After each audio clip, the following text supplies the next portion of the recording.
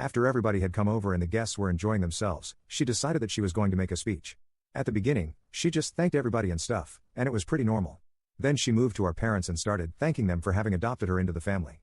Then she thanked them for treating her better than their own daughter, which is why she always had such huge blowout parties for her birthdays, but I never did. That was where things started getting weird because I felt like it was getting too personal for me. Anyway, it was true, Angela always had been treated slightly better than me and got away with most things. But for her to bring it up like that, especially in the context of birthdays, since the reason I did not have such huge parties was because I did not want that, was just weird. Then it started to get worse. She started flexing about how she had always been the better daughter to our parents and how she was so grateful to them for having raised her differently so that she didn't turn out to be a failure like me. I don't know on what basis she called me a failure and herself a success, but she was just saying things at that point, and it was getting pretty nasty. She just kept dissing me over and over again, and all I could do was stand there in shock because I had not expected to be put on the spot like that. She made fun of my appearance, my grades, and even my style. Lastly, she wrapped things up by speaking about how grateful she was that I was such a failure because that was probably why our parents had adopted her, so they would at least have one daughter who was not a total loser. After she ended her nasty little speech, everyone was dumbstruck, including our parents. I couldn't even bring myself to move or say anything because I was so shocked and humiliated at that moment. Even though Angela and I did not get along at all, this was something really extreme, and I don't think anybody had seen it coming. Then, while we were all frozen in our places, my aunt decided to break the tension and walked over to where I was standing so she could hand over an envelope to me. It was really confusing, but I took the envelope from her, and she told me not to open it until she was done talking. So, I did just that. The second speech of the evening was somehow even more insane than whatever Angela had said and managed to top even her in terms of the shock factor. That's how we found out that Angela hadn't been adopted by any adoption agencies. She had been adopted by our parents from our aunt herself. My aunt announced that she had been planning to talk to our parents after the party to tell them that she wanted to speak to Angela about her real parentage, since now that she was 16, she was old enough to handle the truth. Back when she had gotten pregnant with Angela, she was not ready to be a mother yet, but she did not want to terminate the pregnancy either. She and her boyfriend were not even committed and did not have any plans to marry, so she went with the next best option and asked my mother, her older sister, to adopt her baby. My mom gladly agreed because she wanted a sibling for me, but given the complications in her first pregnancy, she wasn't sure if getting pregnant again would be a good idea.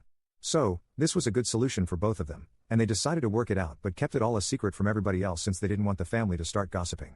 My aunt talked about how she had always believed that if her daughter was being raised by my mother, she was going to grow up to be a wonderful person, but clearly, she had been wrong, judging by the incident that had just taken place.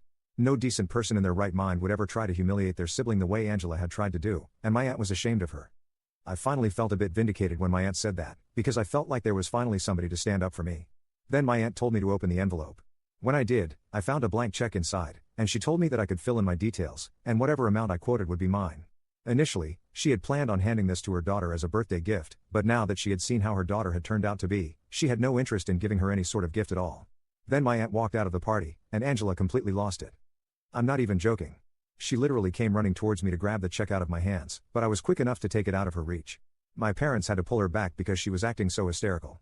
It did not even matter to her that she had just found out who her actual mother was, all she cared about was the blank check. But I decided not to fight with her in front of those people, so I went back to my room and locked myself in. I did not leave my room for almost 2 hours. I could hear things going on in the living room downstairs, but I did not bother myself with it and just kept talking to my friends so I could keep my nerves calm. When I finally came out of my room, everybody had left, and Angela was crying on the couch with my parents seated beside her. As soon as they saw me, my parents told me that they were really sorry about everything that had happened at the party, and then they made Angela apologize to me as well. But it was very obvious to me that she did not actually mean the apology. She was only saying sorry for the sake of it because our parents were sitting right there, and they had probably instructed her to apologize to me. I knew that she was unwilling to even act sorry, so I said nothing to her apology. Then my parents told me that now that Angela had apologized, I needed to give that check to her because it was rightfully hers. It was then that I chose to finally speak up, and I told them I was not going to do that because it was not rightfully hers anymore. My aunt had planned to give it to her, but after what she had done, it had been handed over to me right in front of them. So rightfully, it was mine now, and they could not emotionally manipulate me into forgiving Angela and handing over the check to her.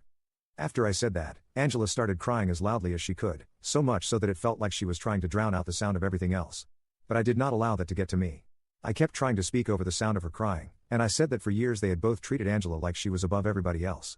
Now she had actually started to believe that, because otherwise, she would never have thought that she could make such a humiliating and nasty speech about me in front of so many people and get away with it. Nobody in their right mind would do such a thing and expect the victim of their actions to be fine with it, except for maybe my parents and Angela, because they were just that entitled.